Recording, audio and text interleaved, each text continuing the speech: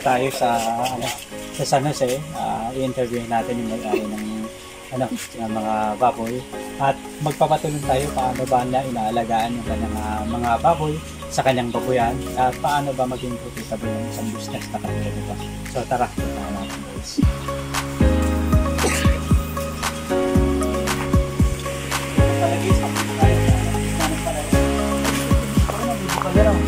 Subal po yun. Maganda yan.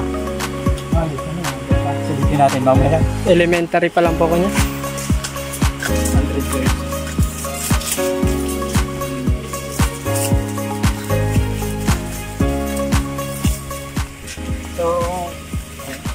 So eto guys, welcome to Palayan.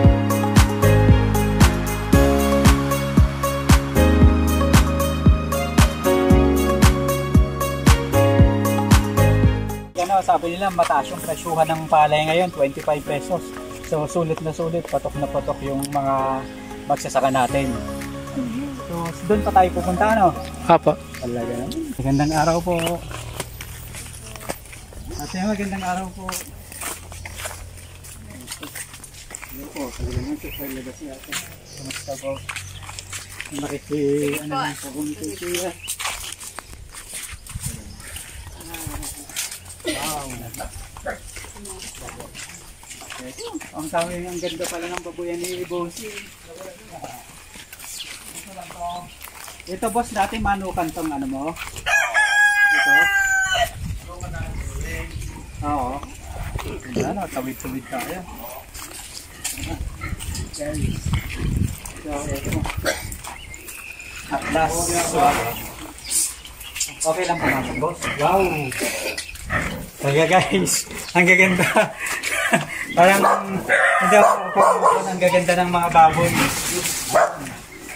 Ito, wow. Talaga naman, napakaganda. Ang gaganda pala ng baboy mo, boss. Ano po, ano.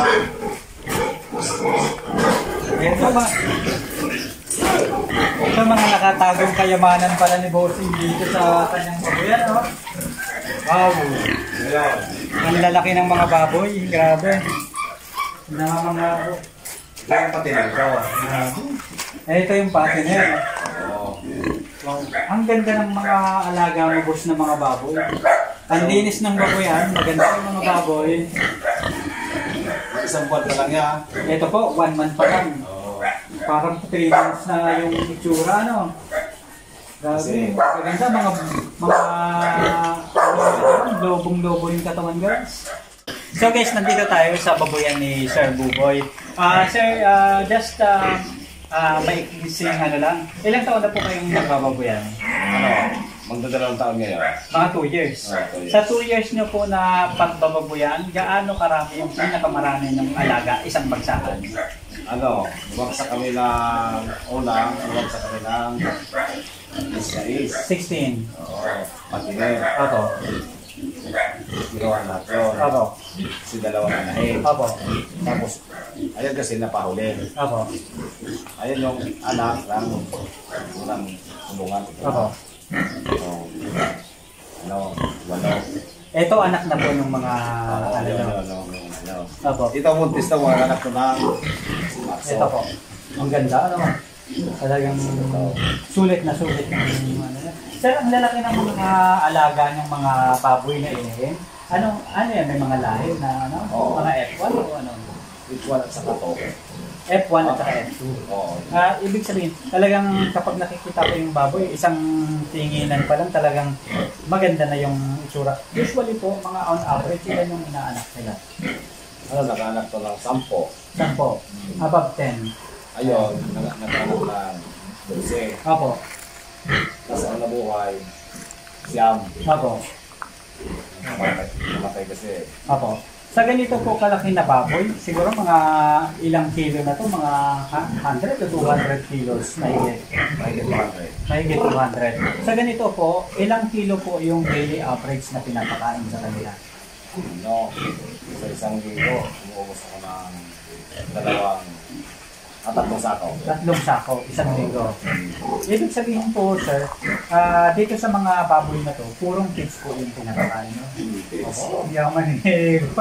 Magkano na po, sir, yung average ng kids ngayon? Per sako? So, ano? So, 2,000. 50. Talaga, 2,000. Ano? Oo. Ako. 2,800. Ako. Talagang mamahalin na po, no?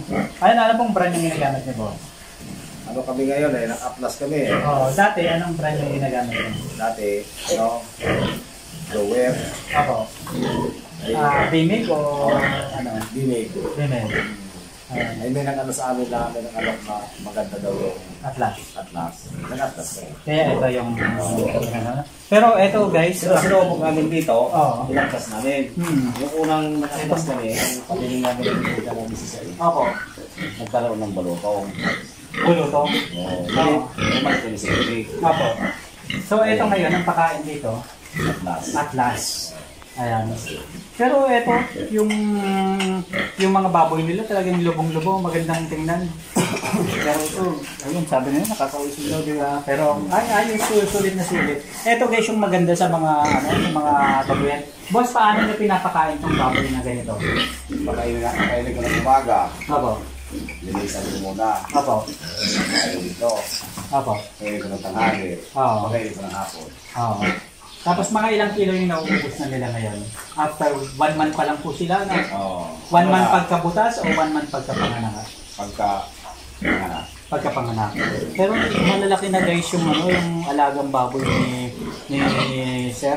Talagang ano na? Buhos na yung katawan. Bali, ang pinapakain ko rito kasi 4 na kilo to eh. Opo. 2 ganito. 8 kilo. 8 kilo. Talagang buhos na. Ano po sila? Grower na o starter pa? Starter pa na Atlas.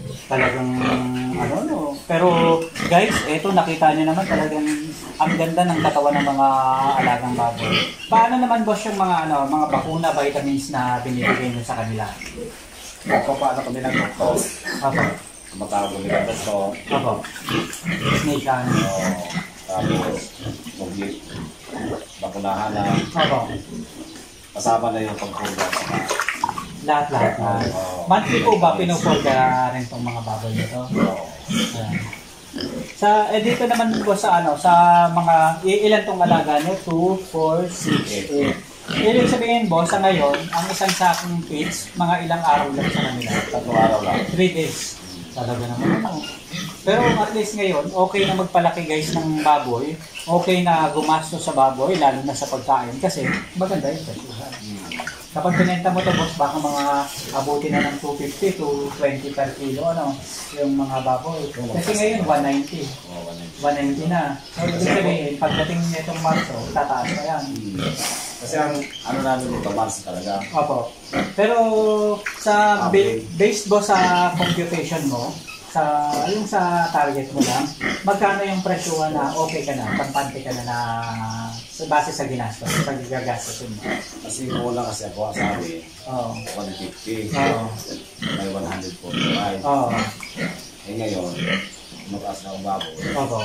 Kung ano ang presyo sa labas, kuha ng tracking, tracking kumuha sa amin. Yan ang kapasyon. Pero sa iyo po, yung bilang nag-aalaga ng baboy, yung komportable ka, magkano katating presyuhan? Para at least kumikara. Mga sa tingin na magkano? Mga 170 o 190. 170, 190, ayos na. Talagang kahit ikaw naman ng pakain, talagang kikita. Pag mahal ang baboy. Opo. Ayan. Pero ito, talagang habol na habol to ngayong Marso. Ibig sabihin, 8 partner. Ayos na ayos. Pero talagang quality ng mga partner guys, talagang ang ganda.